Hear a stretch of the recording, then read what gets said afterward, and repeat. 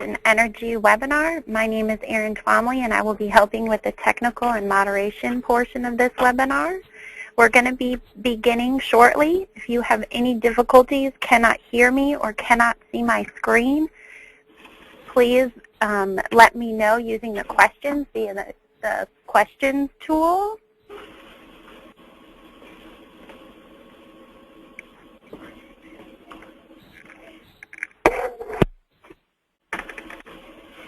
All right. Okay, I think we're ready to begin. Welcome to our webinar, Engaging Students in Energy, where we'll be sharing some information from a number of different departments of energy offices and programs on how we're trying to engage students with an emphasis on trying to engage underrepresented student groups in energy. My name is Matthew Garcia, and I'm a Science and Technology Policy Fellow in the Office of Energy Efficiency and Renewable Energy, and I will be moderating today and presenting information on the Energy 101 project.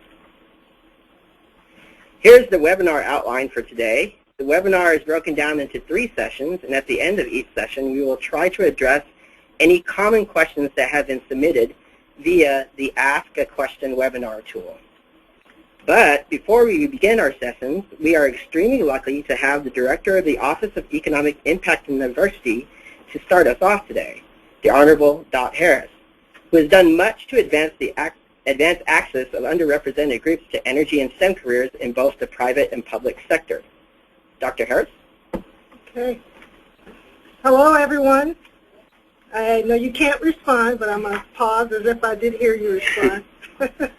Engaging students in energy. Wow, that's absolutely the perfect title for this topic today, and I will assure you that this will be worth your while. And when every time I see the term engaging students, I think of a kind of a theme that I had when I ran businesses in the private sector and making sure engaging the employees I had. But it's actually called, it's something I made up, and I've used it probably for the past 20 years. And the term is engaging hearts and minds to achieve exceptional performance. And I tell you, that is very much where I hope you will get engaged from what we will be sharing with you today, and something that I'm assured that you will be able to take beyond this discussion. So we want to start by saying we will share the ins and outs of some of our great student opportunities at the department and get your questions answered on how you can get involved with the Department of Energy. And as Matt mentioned, I'm actually the Director for the Office of Economic Impact and Diversity, and it's an office here that focuses on access to all the resources, innovation, energy advances, and knowledge that the agency has to offer. Energy, as you guys know, is clearly the forefront of our global economy. There's nothing you do every day or nothing your family or friends that just simply doesn't involve energy. Matter of fact, I was watching a commercial on TV just last night by one of the oil and gas companies. I think it was ExxonMobil. And they have some brilliant advertisements out, and it says how would you describe energy, for example, on just something you can see. And I think it had a picture of the students the folks in the emergency room, and it shows how energy is there, of course, powering all those devices and equipment for use, but also energy, I know you may not know that energy is provides probably nearly 100% of the medical, like plastics used for medical use. So that was interesting to find that oil and gas actually makes the plastic thin. So that's me being an engineer here, but it just tells you how much how the energy sector plays not only in our own lane, but in areas of health and industries beyond what we do. So that so with that, let's look. Let me share a few things with you at this time. The way, say for instance, the way the world uses and produces energy is changing rapidly, and innovation is just surging. So everyone here has climate change on their mind as well. So that's again where energy, you don't really think about it a lot, but you've seen the results of a number of extreme weather changes in our country with the Superstorm Sandy, for example, and Hurricane Isaac, and the devastation in the Philippines. So this is just a way how all of this relates back to the Department of Energy and how we can share with you some of the resources and opportunities for this next wave of getting the energy workforce in gear.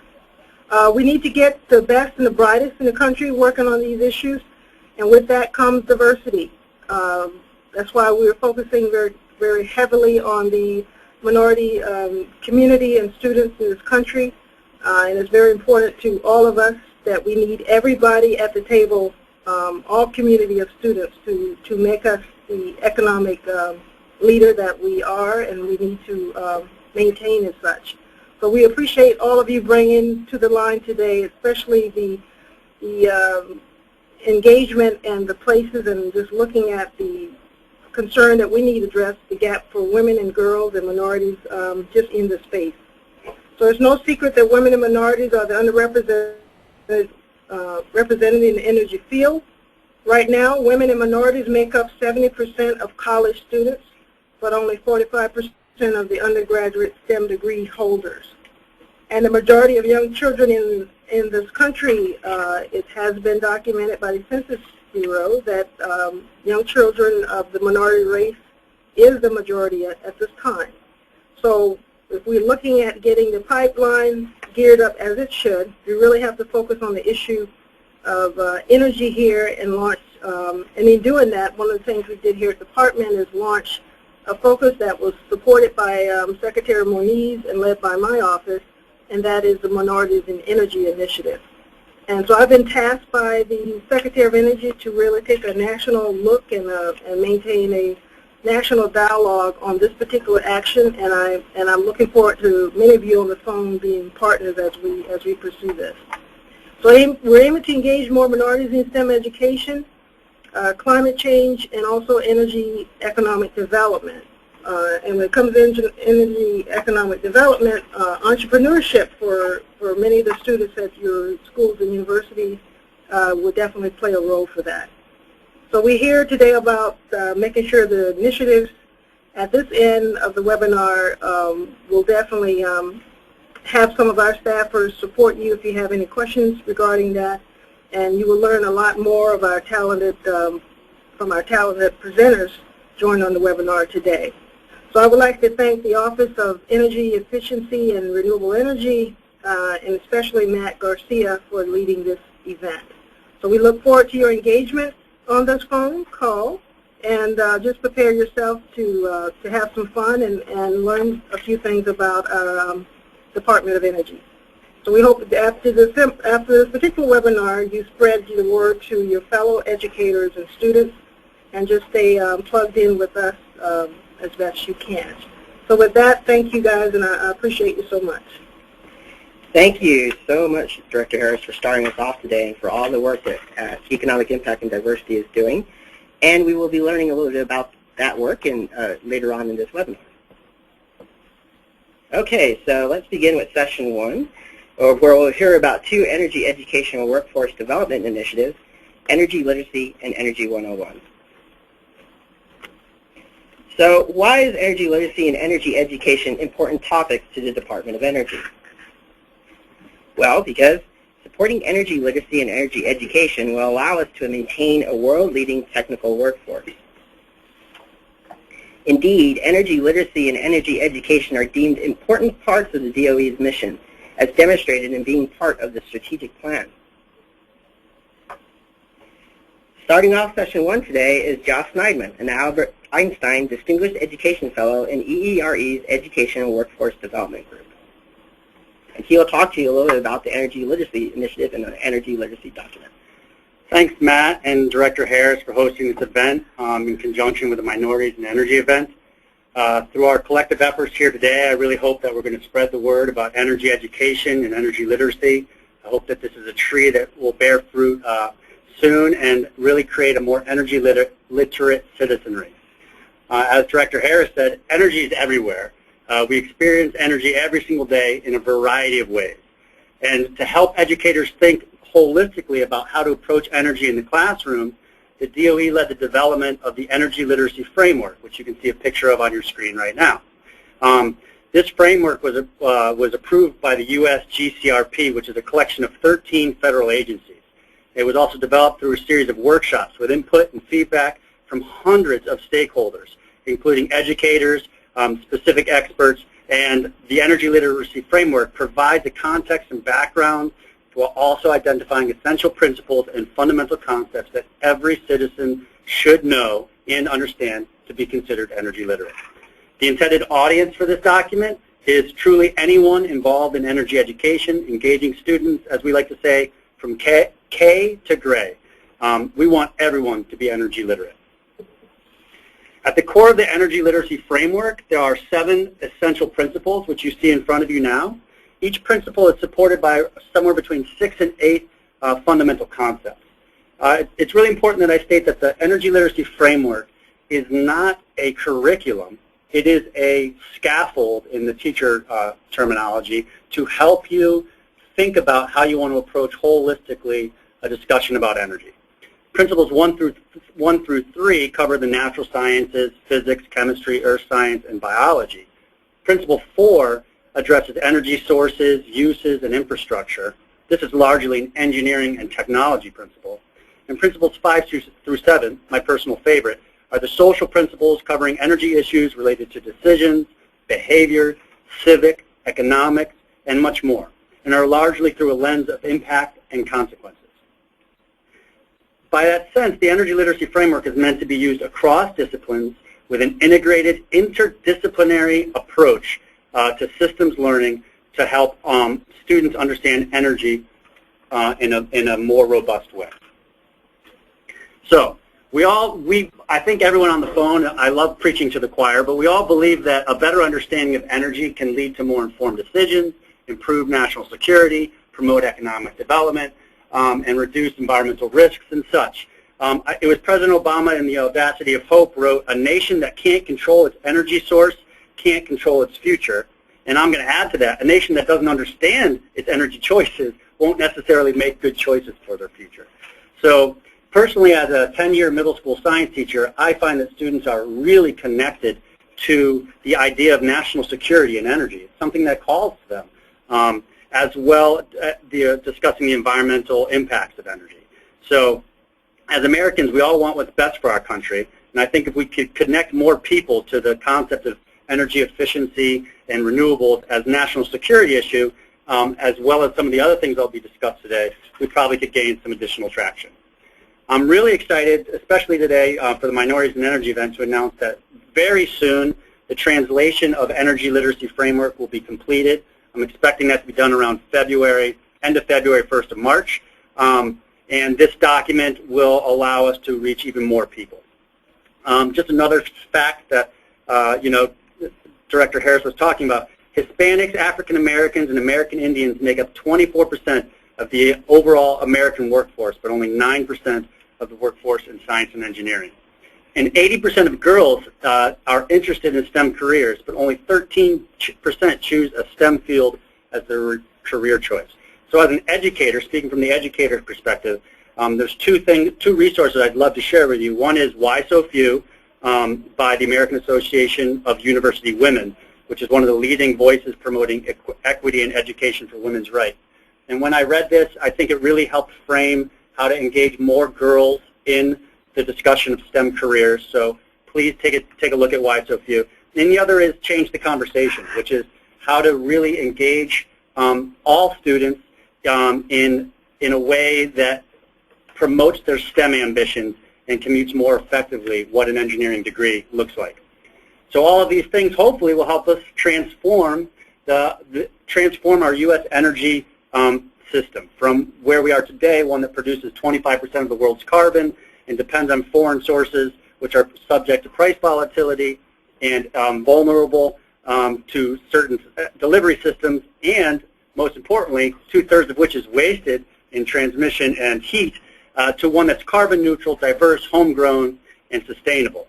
And that's one of the main reasons that we all are here trying to talk about energy literacy and also some of the initiatives in STEM education. So the next generation science standards, some of you may be aware that energy is a cross-cutting concept in the next generation science standards, and cross-cutting concepts bridge disciplinary boundaries and they unite core ideas. So I really think, and again I'm putting on my middle school educator hat, that one of the greatest strengths about energy courses at your college, universities, and schools is that it's a perfect system for delivery of not only advancing national goals and individual goals, but also for helping students develop systems thinking and helping students gain a 21st century view of the world, where we want people to be engaged, helping people globally escape from poverty and energy poverty in their living situations. Energy is present in our lives, and so maybe I want to talk about interdisciplinary approach. The next time you read Things Are Falling Apart by Chinua Achebe, maybe you, while you're reading that, you actually look at the energy systems that are being used in that in your English or literature class. Or there's a great, if you have a cinema class, there's a great movie, a documentary by Dr. Weber at the University of Austin called Energy at the Movies, where he takes a look back over 70 years of Hollywood films and captures the history of energy through film. Maybe in your civics or government class, when you talk about how a bill becomes a law, you use an energy example of how energy legislation was passed, or subsidies in government, energy subsidies, to try and take a holistic approach to using energy as one of our methods for spreading energy literacy. So finally, before I pass it on to Matt, who's going to talk about Energy 101, some things you can do with this document. Read it, download it at the website you see on your screen, share it with others, try and apply some of the interdisciplinary principles in your classroom, and then lastly, if you are interested in communicating with me directly and being involved in the planning of the next steps at DOE for energy literacy education. I thank you for this opportunity, and now Matt's going to tell you about Energy 101. Thank you, Josh. That's a perfect setup to talk about Energy 101. And let's begin with the question, what is the Energy 101 project?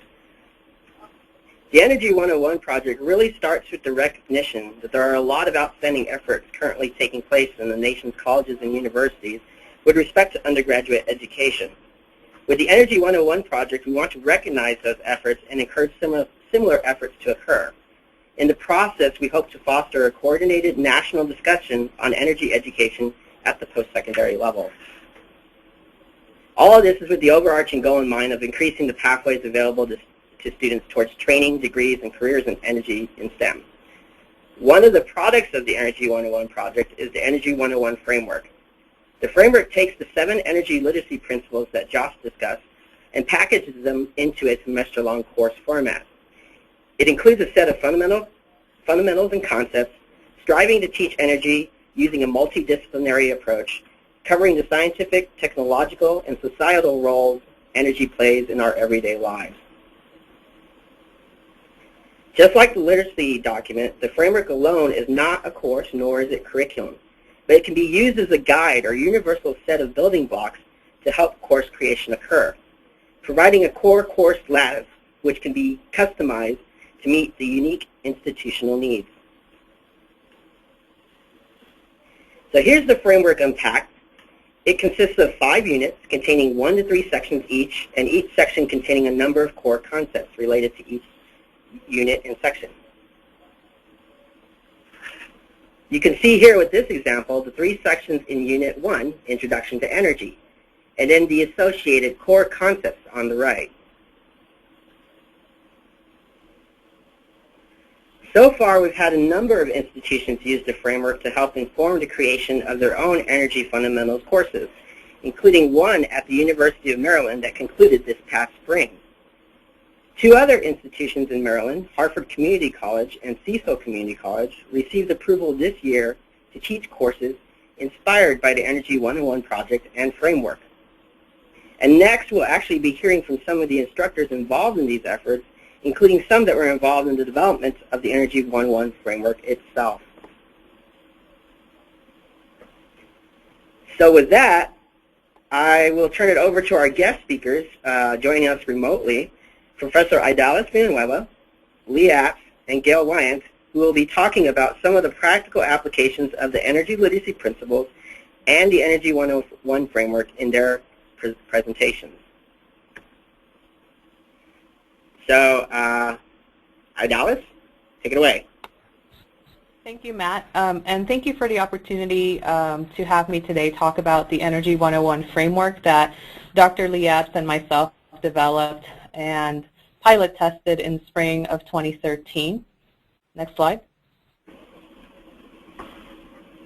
So basically we did a collaboration between the Department of Energy, the Energy and Environmental Study Institute, Association of Public Land Grant and Universities, and the University of Maryland and College Park. And we convened and looked at these energy literacy standards, and from a curricular perspective, tried to find ways to establish at least a building block by which other institutions and instructors could use this as a building block to create their own courses that envelop one or more of these fundamental concepts and essential principles of the energy literacy standards.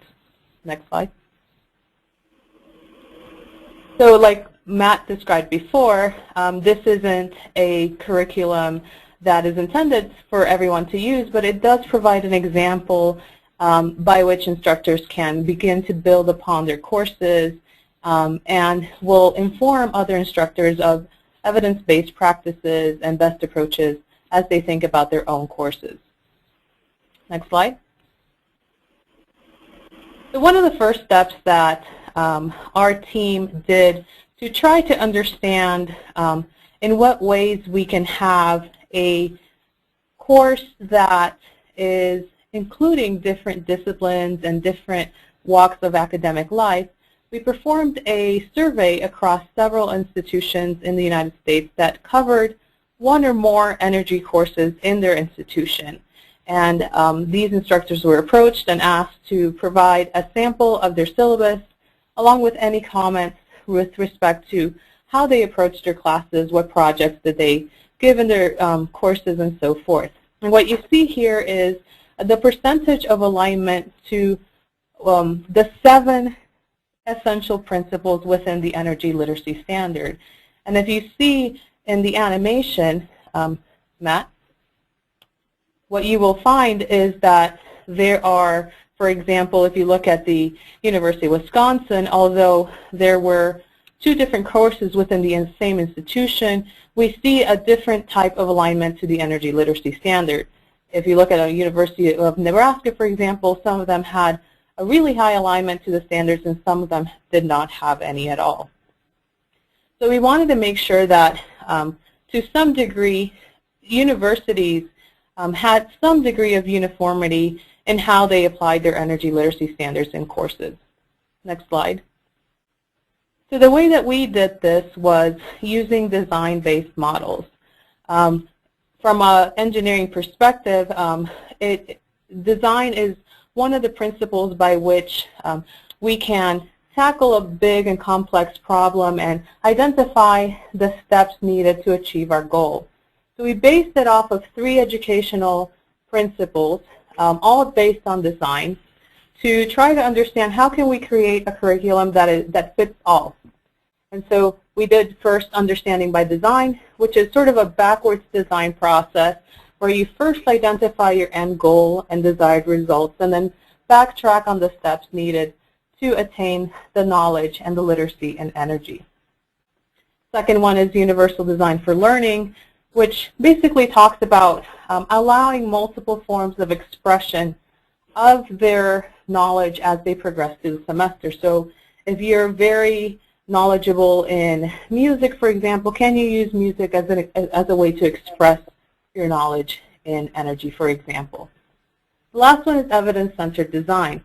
So how can we as instructors know if students are really attaining energy literacy and in what ways can they do so? So we incorporated these 3 design-based models into what we like to call a hybrid design model. Next slide. And we used the 3 principles, evidence-centered design. So thinking about, okay, what activities, quizzes, classroom work can you develop to ensure that all students across the board can understand energy?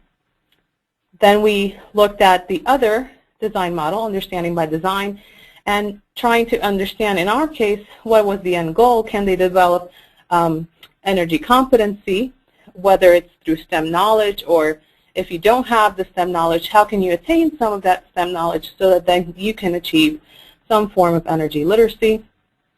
So we looked at assessment tools, surveys, and potential questionnaires that we can incorporate into the course. And finally, the universal design for learning, which was looking at different ways to represent your knowledge through different simulations, projects, and understanding better the role of the learning environment in attaining that goal. And we did this in a cyclical fashion. And when we did that, we decided that the best way to approach this was to incorporate our curricular model in a way and in a course that was open to different types of students. Next slide. So the initial approach that we took and we decided to go for was called the I-Series course. And I know not all institutions have this, but basically this is a special type of general education course that encourages instructors to think of new and contemporary ways to spark the imagination, intellect, and innovation of the students. So you can have different projects that range, for example, like the example that was given before with the use of energy in movies, for example, or understanding the political aspect of a topic. We decided to use this course as the framework for what we now call Designing a Sustainable World, or that Energy 101 course that we piloted in spring of 2013. Next slide. So one of the first things we wanted to do was have a catchy title. We wanted to make sure that we had a course that was appealing to students no matter what discipline you come from. So we called this course Designing a Sustainable World, and it was intended to help students walk through the necessary steps to design a sustainable plan within their community. The course was open to all students around campus, and our first pilot run was done in spring of 2013. During this time, we had 27 students. Only 2 of them were engineering students, and the remaining students were from various disciplines ranging from food science to communication, early education, and science, biochemistry, and so forth. So this is just an example of some of the topics from the syllabus that we developed for this course. And as you see, there are a series of topics and descriptions that go in line with the Energy 101 course framework. So for example, in week 1, we talked about what is energy, by defining energy, identifying formal laws governing energy, how is it transformed, and an introduction of units. The next topic that followed was energy medley, so it talked about different types of energies, chemical, biochemical, physical, thermal, electrical, and nuclear. It then followed with a sort of a gap that we called the workshop. And these workshops were specially designed to help students understand via design how can they come up with their end solution. How can they design a sustainable plan? This went in conjunction with elements that you see on your right-hand side, elements A and B and element C. If you can animate that, Matt, that would be great. Thank you. And so these elements were used as a form of a journaling system that is found on the next slide. And so this journaling system, or electronic portfolio, like we call it, innovation portal, is an electronic portfolio system that's used to help students understand their walks from coming to identifying a problem all the way to potentially identifying a solution to the problem. The nice thing about using a portal like this is that students not only can use this throughout a semester, they can use this throughout their entire education up to the point of graduation. So say a student is going through a job interview, now they have a portfolio showing and highlighting the type of work that they did throughout their undergraduate career. Within this portal, there is a special rubric that was designed by Dr. Lee Apps and collaborators and Project Lead the Way. And it basically takes them through different elements from A to M, showing them the necessary steps to the design process, from presenting and justifying the problem all the way to the end of the solution. Next slide. So I wanted to show you an example of one of the lessons that we covered in the course. The first one, and this is lesson plan number 4, the first thing we wanted to make sure was how do we tie in, first of all, design with energy, and how do we make sure that students understand what are the connections between both of them. So for example, some of the essential questions that we covered were, How does the design process differ from the scientific method, and what are the steps needed for the design process? In terms of energy literacy standards, in this specific lesson plan, we covered the essential principle number 5, which was looking at the use of energy resources and the different types of decisions that are influenced by economic, political, environmental, and social factors. We then proceeded to introduce them to a diagram, next slide, that looked like this. Now this looks very messy and complex at first, and this was a slide that we took from learningfundamentals.com, but it basically shows the complexity of solving an environmental problem, for example, global warming. And what we see here is that even though there's a common problem, everyone will take a different approach to that problem, whether it's making sure that your vote counts and talking to other people more about the importance of saving energy, to eating less meat, to choosing energy efficient appliances, to traveling less. Everyone has a different approach. However, this complex and messy problem from a design perspective does have a series of steps that you need to go through in order to come up with your own unique solution. Next slide. So this is just a synopsis of what we did throughout the semester and how we walk through students through, okay, you have a complex problem. Now let's think about it from a design perspective, and how do you go from identifying and defining a problem all the way to evaluating if that identification and potential solution is feasible for what you're looking for. So each one of these steps were designed to help students, one, understand, are they really trying to attain to a problem? Are they looking at the right types of resources, and who are those resources? Is it just internet-based, or are they really looking at people and talking to people about how they can implement this into their community? And work through a series of iterations to make sure that there is some progress in their planning. Next slide. So this is an example of what we did in the class. This is called an affinity diagram, and one of the first steps that we did was have students identify a problem in their community, whether it was at home or whether it was at school, or something that they really felt strongly about. We then had them come up in teams, and using sticky notes they had to identify problems, potential techniques, and potential solutions to that problem. Once they outlined their ideas, they put them all on the table, and they had to organize them between a series of topics that allowed them to prioritize the different factors that were important for that specific person and team. Next. So these are just some examples of the ways that we used, for example, universal design for learning on helping students develop their own design expressions. The first top two examples were examples of mind maps. So how did students come up with a complex and big problem and different potential approaches to that problem? Other people, on the other hand, were more artistic and preferred to use word clouds and use basic concepts and words that they learned in class to try to achieve the same type of end goal. So these were courtesy of Mr. James Morton and Mr. James Thomas. Next slide.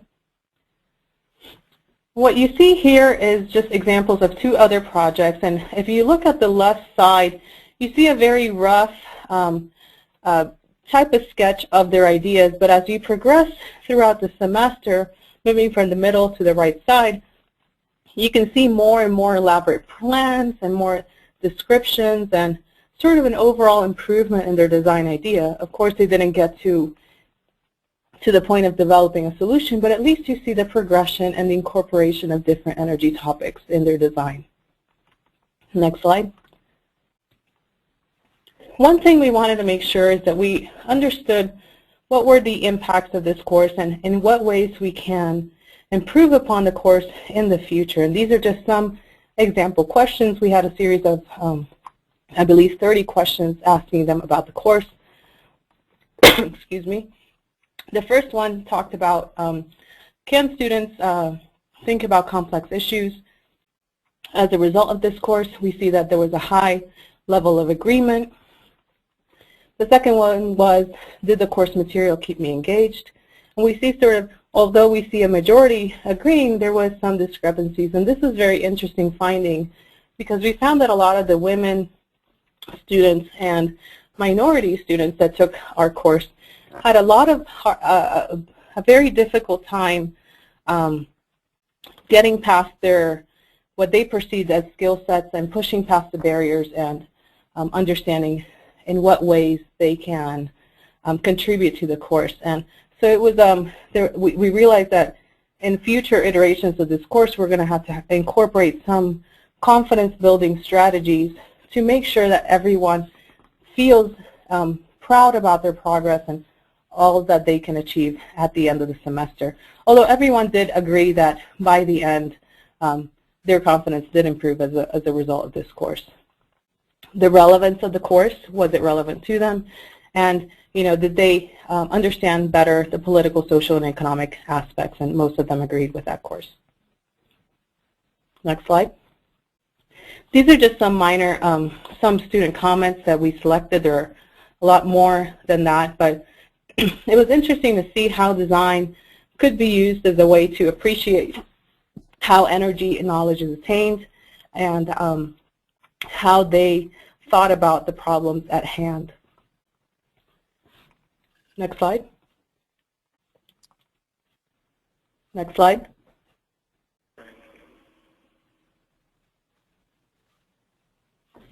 So now we're going to talk about current directions for Energy 101, and I will leave you with Dr. Lee Apps, who will talk to you about that. Thank you so much, Adalis, and thank you, Matt, for this opportunity and those out there listening. What we have done now are taking the lessons learned from our course, Designing a Sustainable World, and are trying now to develop a course that is more focused on some basic math concepts covered in Algebra 2 and pre-calculus, and take the hybrid model to develop a course that can be totally online, asynchronous, and blended, and delivered next semester to transitioning active service members and veterans who are looking at potential careers in energy or power.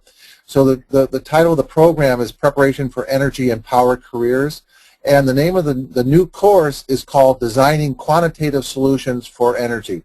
Next slide, please. The course that's in development is being supported by the Department of Defense and the Office of Advanced Distributed Learning, and is based on the fundamental research that was developed through the Department of Energy in Energy 101 and the National Science Foundation, and programs that are directed at the development of a rubric for the design process and the use of a neat portfolio. Next slide, please. So the course itself, the goal is, can we, using the hybrid model and an online course that is asynchronous, create a process for a course that can be delivered and recognized and transferable across institutions. The initial pilot course, which will begin in January of 2014, will be a 4-credit course, and it will combine basic engineering mathematic concepts, starting with linear equations through quadratics, through logarithms, to derivatives and integrals, and have the students, in this case will be active duty service members and or veterans, do a design project that will be mentored by those already in the field, practicing, for example, at a utility or a power plant.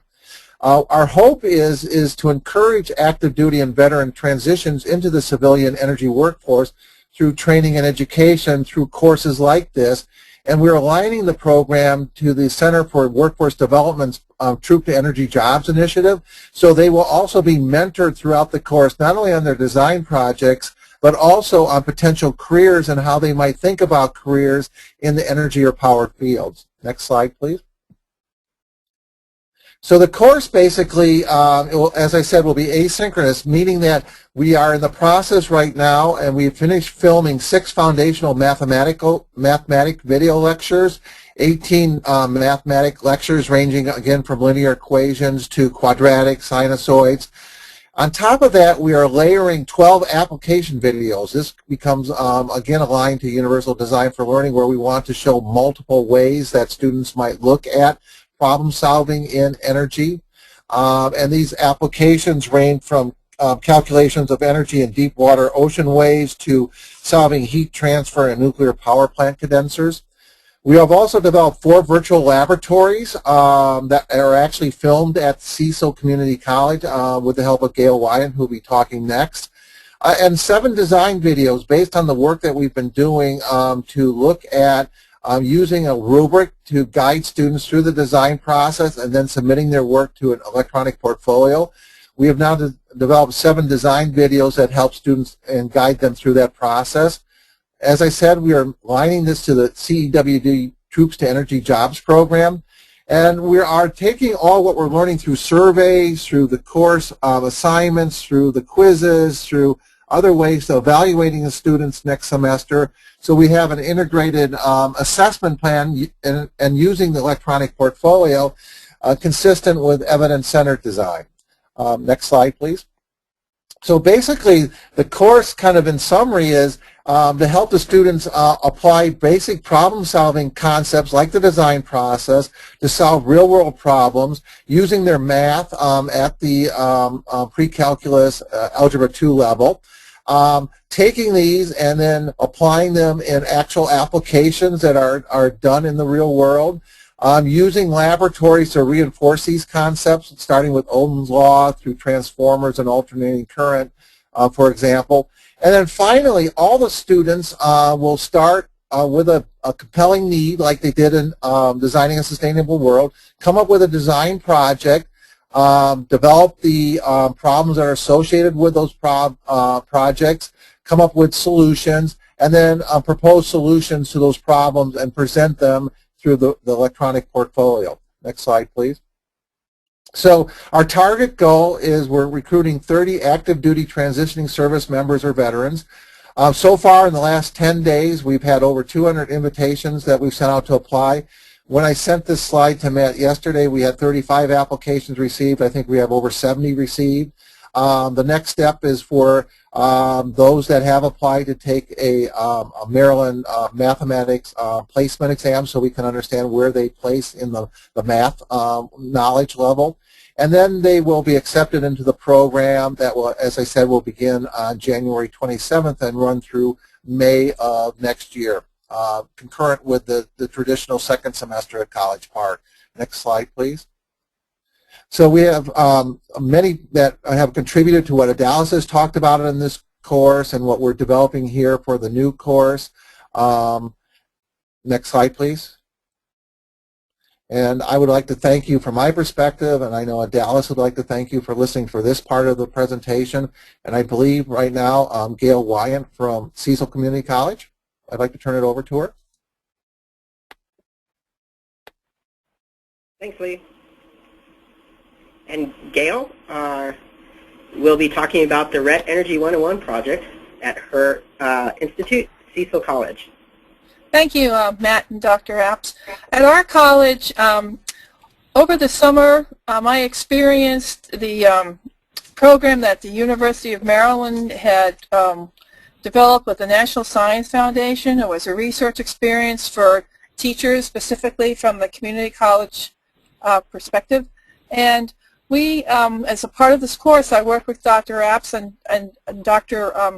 Alice Villanueva as well. Could you please advance the slide? Our goal as being part of this program that was sponsored by the NSF, we were to take the courses that currently were at our college and to survey them to see how they aligned with the energy literacy standard. And at our college, we found we had 10 to 20% of these standards covered primarily in our environmental and geoscience courses. We created a 4-credit course with lab that will count as a general education course for our students, a general education science course, and it's also counts as an emerging issues course. We designed labs and hands-on activities to integrate into the course, and we're going to be offering it next fall in a traditional format. It'll have lecture and lab, and then it will also be transitioned later on to be offered as a hybrid format. In a hybrid format, the students come in to do the labs each week, but then everything else is online. Next slide, please. We use the framework of the Energy 101 initiative to develop our course. Next slide, please. And this is the materials that we had to put together to get this course approved by our school. At our college, the particular flavor that we gave to it was to emphasize energy and sustainability, hence that's the title, Introduction to Energy and Sustainability, a 4-credit lab course. And as you can see here, it gives students a good overview of energy, and also they will have hands-on activities with it. And besides the science of it, they'll also look at the political and social factors as well, and we will be including some field trips in. Next slide, please. This is just a sample of the 13 curriculum elements that we have developed for the course. In parallel with the course materials in class, we also have, ours is a 15-week course, we have 11 weeks of lab, and then the final 4 weeks are worked on the students designing a project. Next slide, please. In all of our classes, we believe very strongly in an experiential approach to helping the students learn about the materials. So as we develop the materials, the students are asked what is it that they know about a topic.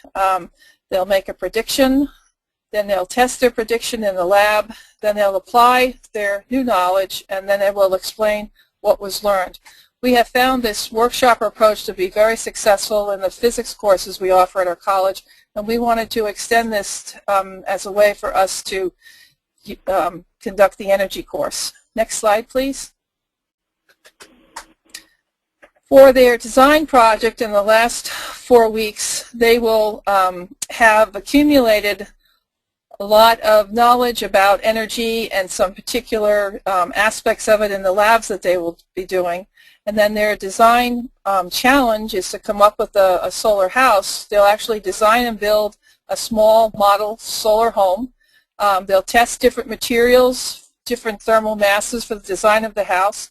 They'll test different window materials, test different insulation materials, and try to come up with an optimum small model prototype that would be feasible for people to use.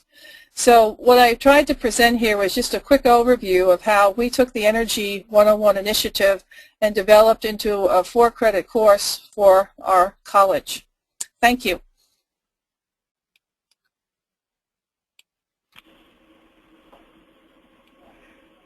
All right, thank you guys. So from those presentations, I hope you've seen that there's a large variety and utility to using the framework in the development of multiple different types of courses and applications. So that concludes session 1, Energy Literacy and Energy 101. And really just want to leave you with the underlying messages that we really want to know more about your efforts in energy education and energy literacy. So 1, that we can share them, and 2, that we can learn from them, and 3, that we can connect people together and kind of stimulate this national discussion in energy education. To that end, we are going to have a couple other energy education and energy literacy webinars in the spring of 2013. And of course, all that information about the projects and programs that you heard today in this session 1 can be found at our websites, the Energy 101 website and the Energy Education and Workforce Development website.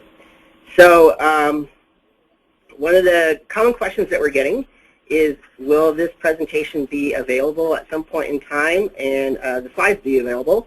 And indeed they will. At some point after this webinar, we will make the recording of the webinar available. We'll send out a link to that to everybody that registered to attend.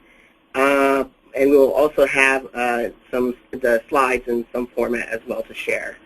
The other question that we got, and this is open to any of the presenters to answer, is did you use any textbooks? And if not, are there any recommended textbooks to help implement these energy courses?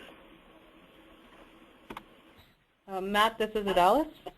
Yep. And in answer to your question, yes, we did use actually a whole bunch of textbooks. We realized that after looking at the energy literacy standards, there was no one textbook that really quite fit in with them.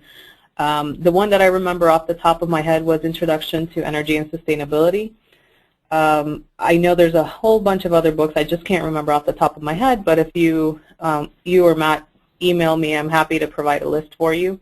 In terms of design, we used Universal Methods of Design by Bella Martin. It was a really good book. It provides a lot of examples and nice images, pictorial images that will help the instructors identify good approaches for their classroom.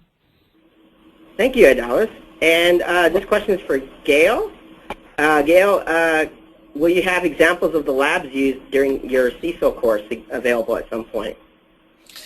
Yes, I will make them available, and I'm available for anybody to, who wants to talk about how do you go about developing the course and getting it through academic affairs at your college.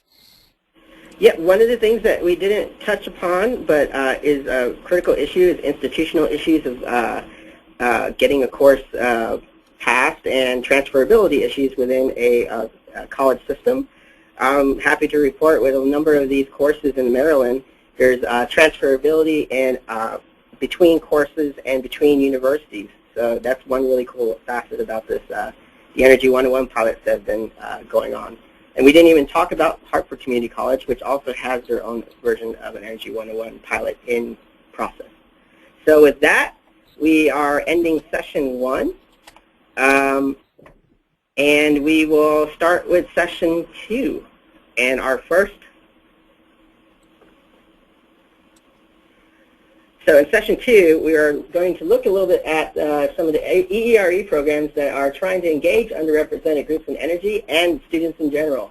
We'll first start off with the student competitions and National Clean Energy Business Plan competition, talk on student competitions in general and EERE, and then we will transition to another program called the Small Business and Innovation Research Program, or SBIR.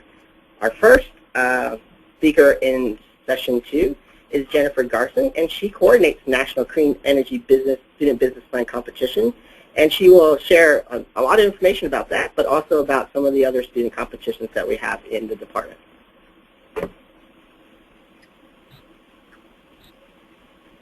Thank you, Matt. So I wanted to start off kind of explaining why we at the U.S. Department of Energy create competitions as a mechanism for engagement.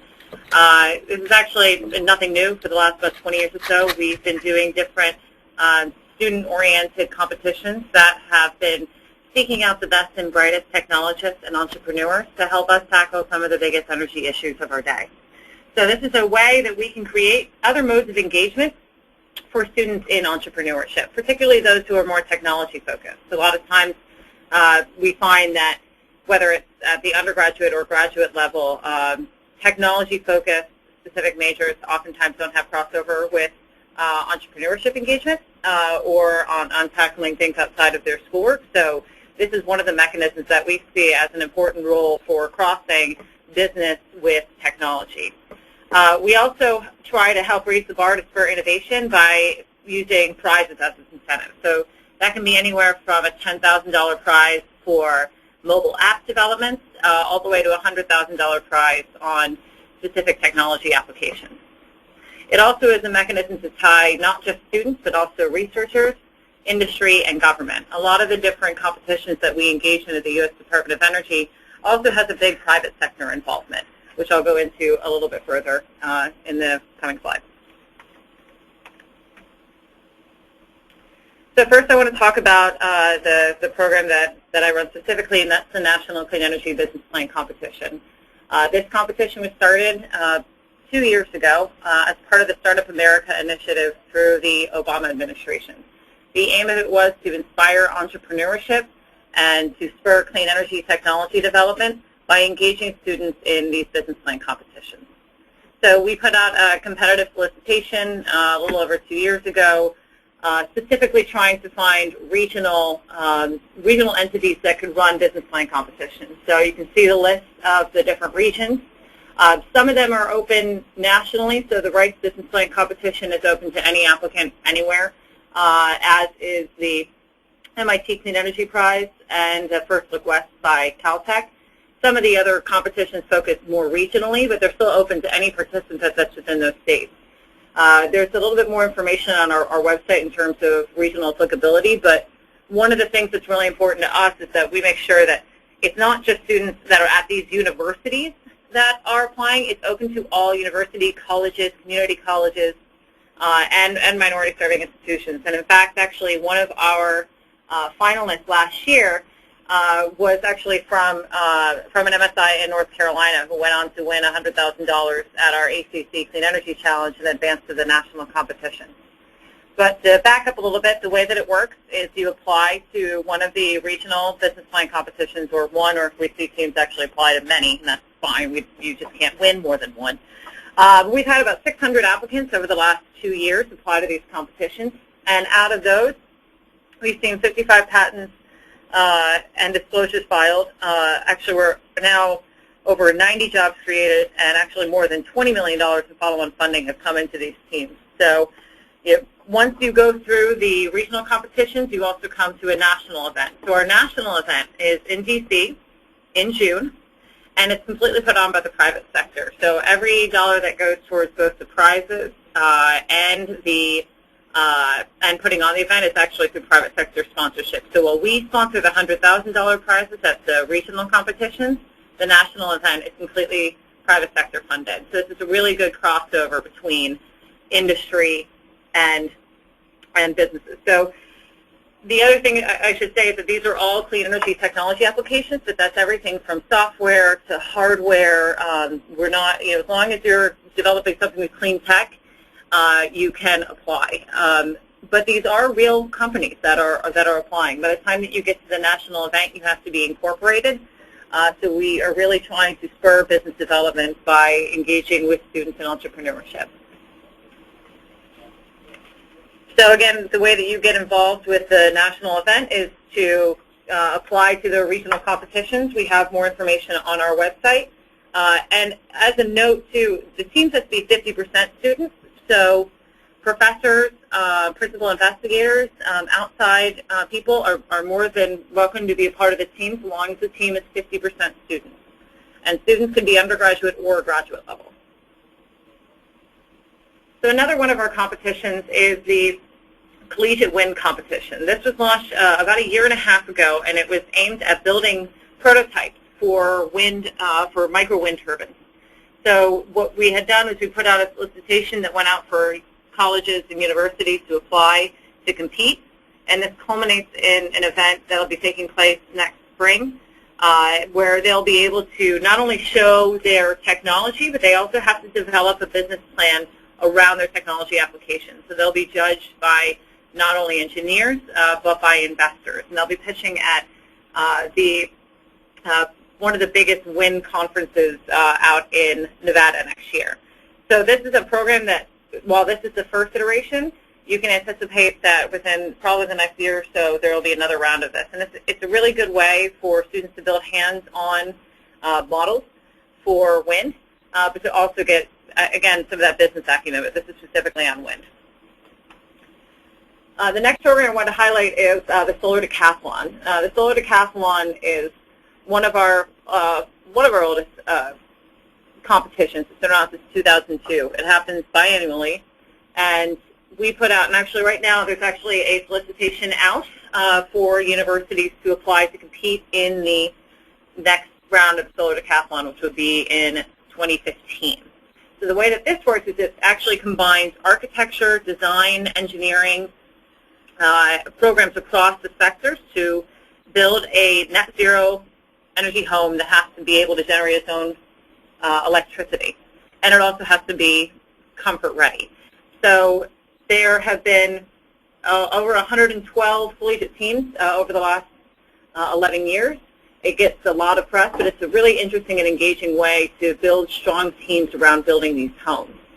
And they also have multiple applications in addition to the homes themselves. In fact, the one that came from the Washington, D.C. region actually shipped the home out to California, which is where the competition took place this year, and it was for disabled veterans.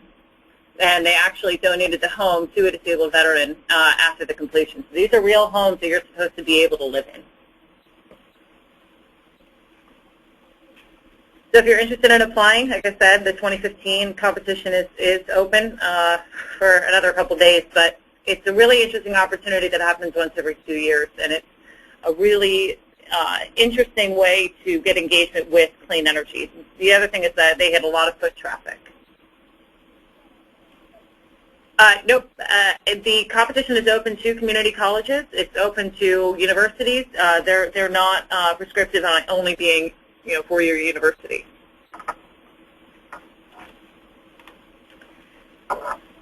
So one of the other major competitions that we run is the EcoCar program. This has actually been around for about 20 years.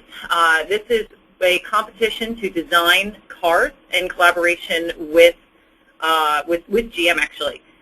So they have several technical goals to reduce fuel consumption, reduce well-to-wheel greenhouse gas emissions, reduce criteria tailpipe emissions, and maintain consumer acceptability in the areas of performance, utility, and safety.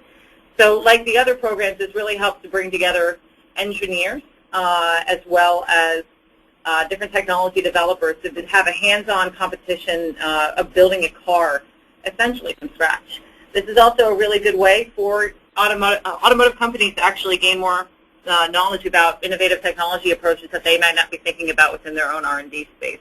But it's another way for students to get engaged. Another program that was actually recently launched is called the American Energy Data Challenge. So this is actually launched as part of a White House initiative to get better information on data and have different design competitions on data. So there will be over $100,000 in total prizes. That will include ideas, applications, and visualizations to use the energy data that we already have through the U.S. Department of Energy. So in the last couple of years, we've seen sort of a wealth of data coming out of our own programs, but oftentimes we need to turn to innovators to actually come up with better ideas on how we visualize our own data sets. This is actually open to students and other participants. It's open broadly, but we'll be putting out 3 different campaigns, 3 to 4 campaigns actually over the next year that's specifically on data. One of our other competitions is our geothermal student competition. So this has been open for the last couple of years as well. What this is they put out an open solicitation for different engineering concepts on geothermal energy. So this has included everything from full system design to exploration. Right now, they're in the midst of trying to figure out what their specific requirements will be for the 2014 competition. And like the collegiate and solar decathlon competitions, this will be released through a funding opportunity announcement where students will be able to apply directly. The prize has been usually approximately $10,000. One of the other big initiatives that just got launched was our Georgetown University Energy Prize, which is a $5 million prize. It's actually directed at communities. So this is an area where community colleges, universities, colleges could all pair up with their local communities to spur different ways to decrease energy consumption at a local level. So this is also a private-public partnership that's being sponsored by our Building Technologies Office as well as Georgetown University and several different private sector market players. This is to really try to set the bar for energy consumption reduction, and it's a way to form collaborative partnerships with different parts of the community on how we achieve some of our pretty aggressive energy efficiency targets that we've set out through the administration. So in addition to those challenges, the challenges listed here are some other challenges that we have, these different competitions that we launch pretty repeatedly. We actually have a site, which is listed at the bottom, where we list all competitions that we are engaging in at present. This is a really good resource for you to utilize because this is where we'll post new competitions as well. And it has a little bit more description on all these different energy challenges. But we really believe that by creating these prizes and challenges, we're able to tap into the various points of knowledge across the country. And we've seen some really great gains over the last, especially over the last couple of years, on using these as a really good lever for creating local jobs, and creating investment at a time where investment's been pretty low in early stage startups. So by having a lot of these, different judging scenarios and having students go through these different processes, it's definitely a way for people to get involved.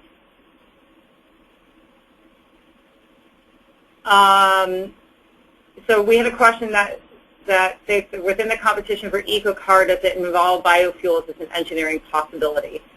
I believe so. If you want to know more information about the EcoCar Challenge, I'm happy to put anybody in touch with some of the organizers. That's run out of our Vehicle Technology Program, which does include a biofuels perspective under our transportation sector, but I don't want to say anything that may not be right. So I'm happy to put you in touch with the organizers of the competition. And I'm also happy to, on any of these competitions, that in addition to the one that I run, I'm happy to connect anybody up with some of our program leads on these competitions that you can get more information on the requirements and timelines and any other ways that you might be able to get involved. Thank you, Jennifer. Actually, I'm learning about new competitions daily, so I think it's a great idea to go visit that website that Jennifer showed, and we'll send that information out as well post-webinar. Up next is to talk about the EERE Small Business and Innovation Research Program, where you have Adora Nwuoki and Tina Carlsberg to talk a little bit about SBIR. Okay, can you hear me? Hello? Am I? Okay, the little light is not working. Yeah, this is Tina Carlsberg, spelled with a B-E-R-G. Oh, someone corrected it already. That was fast. And I am obviously not Adora Nwuoki, but but I'm the EERE lead for the Small Business Innovation Research Program. And we are not generally a student-focused organization, but we do know that students participate frequently in our research grants, especially in those grants that involve university participants. And so we're going to focus a little bit on that aspect of our program, which involves university participants. And it's also, for you entrepreneurial folks, it's something that would be, I think, is interesting to learn about early on, so that you might consider being involved in this after you graduate and use it as a tool to build your career. And then I understand you work with grad students as well as part of your various initiatives, and they are the most likely ones, and also postdocs. And by the way, I really like the fact that you use the term engaging, because it seems like more of a two-way thing than, just giving lectures to or whatever. Okay, next slide. Yep. See I am not going to try to say the title of this slide, but the point is that there are an awful lot of abbreviations, some of which are confused with each other, that are important to understand. First comes SBIR, the Small Business Innovation Research Program, which was signed into law in 1982. And it is not only something at DOE, it is also at 11 other federal agencies with significant R&D. And aside from requiring that you be a small business with 500 employees or less, the other requirement is that the PI spend 50%, more than 50% of his or her effort on the small business, Now, and from the get-go, back in '82, research institutions, which is sort of a catch-all term for universities and national laboratories, were encouraged to participate in the SBIR program. Now, the STTR program came along in 1992, and it is very similar to SBIR. In fact, when you read the sort of policy statements about them, it's almost word for word, except for a few little differences. But they are considered separate programs. And the key difference, and STTR began in 1992 and focuses on collaboration between small businesses and research institutions. And in STTR, there is a requirement that a minimum of 40% of the research effort be by the small business and a minimum of 30% of the research effort be by the research institution. Now another term has come along just in the past few years called a TTO, and we're getting a lot of questions about this. And until recently, the way we would run this program is, our WIN program would say, what's a problem that's a real showstopper for us that a small business could work on? And they'd put it out there, and the small businesses would send in proposals to solve the problem. A TTO is a topic where we say, we've developed this concept for doing something abstract, and we kind of don't know where to go with it from here. And the small businesses apply to figure out how to commercialize that intellectual property that was developed at one of the DOE national labs or at a research institution that was funded by DOE. And that's a very new program. But because they both have technology transfer in the title, people get them confused. So that's enough bureaucracy, I think. I have in the notes some links to sbir.gov where you can get much more detail about exactly the parameters, but this slide pretty much gives you the overview. Okay, next slide, please. I don't need to tell you guys all of this stuff about diversity, but I'm interested in your feedback about how my idea is this plays with the people that, want economic advantage. We're not talking about, just doing it as a socially beneficial thing. We're just saying from a strict economics point of view, it really makes a lot of sense to increase your diversity. And to illustrate diversity, we have a number of the staff some of which are here in this room in the picture. And we have, age diversity, color diversity. I don't know about state diversity. I can't really tell from anyone. But essentially that the idea is that if you can have a lot of diversity in your organization, you can have a competitive advantage over organizations that are less diverse. So that's my story, and I'm sticking to it. Okay, next, I guess next is the less good news. As Dot Harris said, we know that there's very few women and minorities in STEM fields, and there's very few women and minorities in energy fields in particular. These statistics are from the SBA,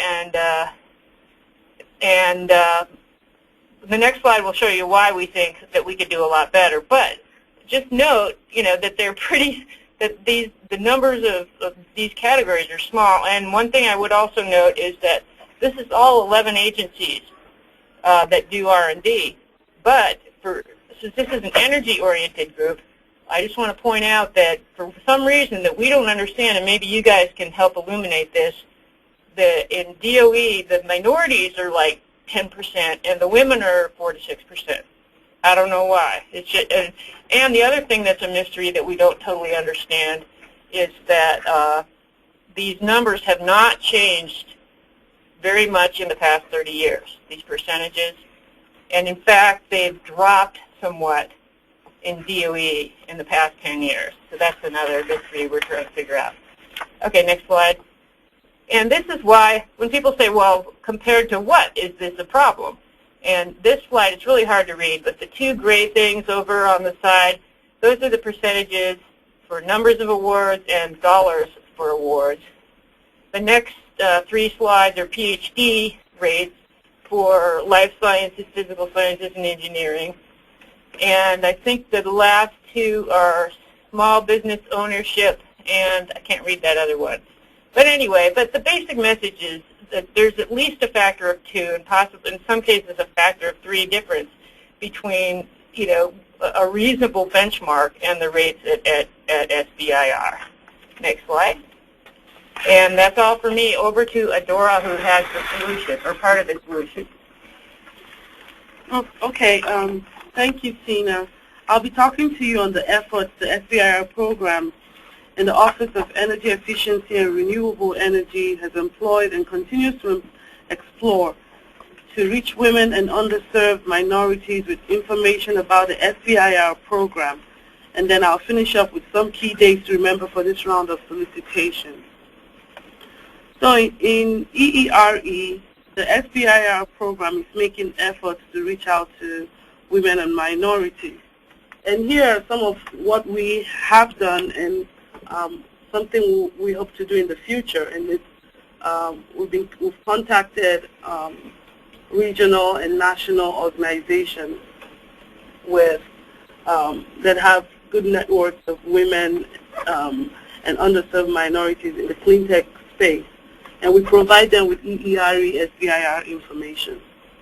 Also, we're linking up with offices within DOE, done a partnership with DV, within DOE that already interact with small clean tech businesses and have them forward on our information to these networks. And also we participate in clean tech conferences and other outreach opportunities where we discuss and hand out information about the EESBIR program. We organize and participate in DOE and EERE SBIR webinars such as the one we're having today. And thanks for inviting us. So in the future, we hope to collaborate within and across the federal SBIR agencies on workshops aimed at first-time and one-time SBIR applicants. So in addition to the aforementioned efforts that EERE SBIR program has explored and continues to explore is the creation of a new EERE SBIR website, which is intended to be a one-stop shop for first-time timers to the SBIR program. And below there is the URL, how to get to this website. So next. On this website is a page dedicated to our outreach initiative, and so if you want to know more about it, I'll encourage you to go look on there and learn more. And next. We have a page also dedicated to eligibility. If you're a small business and you want to learn what the eligibility criteria is for your small business to apply to an SBIR grant, I'll encourage you to go on this page and learn more. Next. And there's also a how to apply page. On this page we have resources that I believe any person that wants to apply for an SBIR program would need, how to submit a letter of intent, and some of the things you need in your letter of intent. All in one place. All in one place. Next. And these are other resources. I'm not going to go ahead and just go through every one of them, but since you're going to receive this webinar, you know, you can just easier for you to know what to type in when you're looking for stuff. We have the topics that were released for this solicitation. We have a document that tells you more of the administrative type information for this round of solicitations, and there's also a webinar to the fore where you can, you know, listen to more general type questions that have come across through the office. And then there's also on there an example of an LOI, instructions of the application process, and even a template of an application that you can follow. Next. So coming up to the date. The letter of intent is due December 16th, which is Monday coming up, and that's why we've been so busy. And then the full application is in February 4th. Awards notifications will be sent out in late April, and the grant start date will be in early June of 2014. To get announcements, topic updates, and other pertinent information about the SBIR program or our processes, please sign on to our mailing list, which is listed below. So if you have comments or suggestions on how we can improve our outreach efforts and or even improve our website, please, I think there's an animation after that. Please send your requests or your suggestions or comments to myself, adora.ee.doe.gov or Tina Carlsberg at ee.doe.gov. I think that's it also. All right, thank you guys. Thank you presenters for session 2. Looking at the questions, we have time for try to address 2 of these questions as best as we can. What programs exist to encourage and help poor minority students, Americans included, learn and benefit from these programs? Anybody have any comments there? Well, you know, there's nothing in the R&D grants themselves that is targeted to women, minorities, disabled, poor people, whatever. But there is, in the new reauthorization, a 3% set aside for sort of outreach and training for groups like that. And but it's still just beginning to be implemented, and so we can't give you any exact details, but stay tuned, you know, sign up for our mailing list. So there will be some of those kind of opportunities. So I think that it helps to address the second question, will there be a set-aside for women and minorities or preference? And as Tina noted, that's some of the things that we're actively trying to figure out and trying to learn. Well, there's no preference in terms of scoring their proposals. There is somewhat of a preference in terms of outreach, because we do have a statutory mandate. Specifically, it's in the mission of SBIR to foster and encourage socially and economically disadvantaged, which has been interpreted to include women-owned businesses as well. So while we, in terms of the R&D proposals, it's like a strict, merit-based, but we try to do things in terms of the infrastructure to make it better for those disadvantaged groups especially. And I think that discussion and those questions sets us up perfectly for the next session, which really the Office of Economic Development and,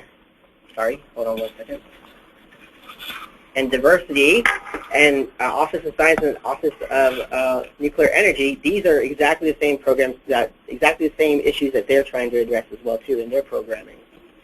So we have from minorities we're going to learn a little bit about the Minorities in Energy Initiative from Anne-Marie Horowitz, and the Visiting Faculty Program from Kate Bennon, and the Mickey Leland Program from Alan Perry. Okay, so we'll just continue on. All right, so engaging students in energy from the Office of Economic Impacts and Diversity. Well, good afternoon, everyone. My name is Dr. Mikkel Michael. I'm a special advisor in the Office of Economic Impact and Diversity here at the Department of Energy.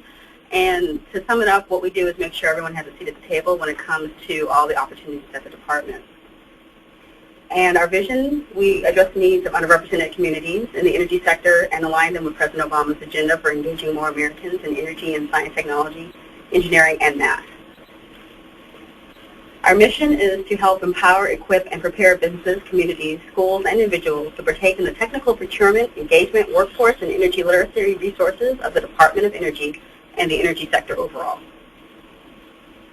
We work with a lot of minority-serving institutions, which include historically black colleges and universities, tribal colleges and universities, Asian American, Pacific Islander institutions, and Hispanic-serving institutions across the country, and we do this through research opportunities, partnerships, internships, fellowships, and other opportunities that the department has to offer. One of the big vehicles that we use to engage more minority students in the energy sector, and particularly to become familiar with the department, is our Minority Educational Institution Student Partnership Program, or MISIP for short. It's a paid 10-week program where a student can go to a national lab, they can go to headquarters, they can go to a field site, and they receive a stipend, they receive a place to stay, and they also are reimbursed for travel expenses to a certain extent, so that you actually can go, you can learn, and you're not worrying about where you're going to stay or having to get 2 or 3 jobs to help support your internship. So they can learn, they can focus, they have mentors, they can become involved in science, they can work in different offices. I was a MISIP intern myself when I was in grad school, and I went to Oak Ridge National Laboratory and worked in a small business office. And you can see that I came back to the department. So it's a really good opportunity to expose people with all kinds of majors, not necessarily STEM, but we do want more scientists, engineers, mathematicians, but also people in liberal arts or communications, marketing, graphic design, who can also experience what the department has to offer and turn that into a career.